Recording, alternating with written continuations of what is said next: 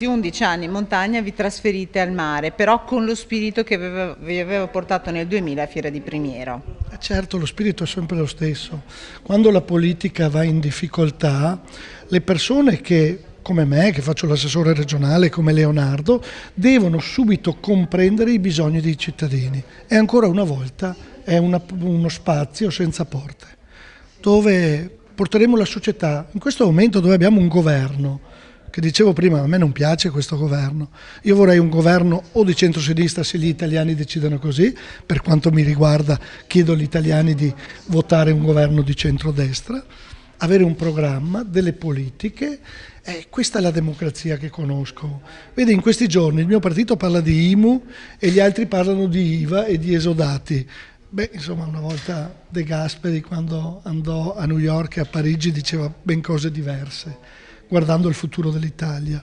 Noi vorremmo tornare a quello spirito, ci sentiamo proprio caricati di questo obbligo di aprire un luogo di discussione, perché oggi la gente è disperata, non ha posti di lavoro, 39% di disoccupati giovani, ma pensate ai cinquantenni con 2 figli, perché qualche volta parliamo un po' troppo di giovani, io che ho le politiche giovanili, che abbiamo fatto anche molte cose, ma tutte quelle famiglie che perdono il posto di lavoro, 180 suicidi tra imprenditori e lavoratori, e poi noi vogliamo la libertà.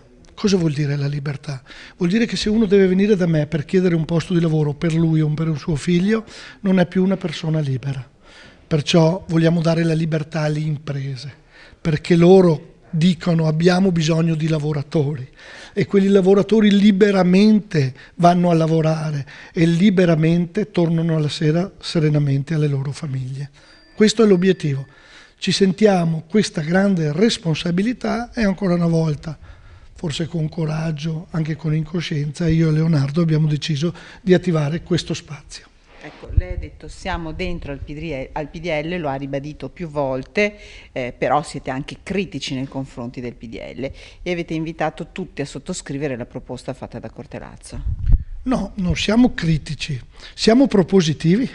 A Padova Cortellazzo dice sui giornali, voglio le primarie, scelgano i cittadini liberi di votare tutti, non come il PD che fa votare i propri amici, sono primarie brutte, ci piacciono quelle americane, infatti non l'ha inventata l'Unione Sovietica, l'ha inventata l'America, ma però non siamo contro il PDL, siamo dentro e ci battiamo come dei leoni perché il Porcellum vada buttato alle ortiche, perché ci siano le primarie per la scelta di candidati sindaci sul territorio, perché ci sia quel percorso democratico che noi riteniamo fondamentale per lo sviluppo di un paese.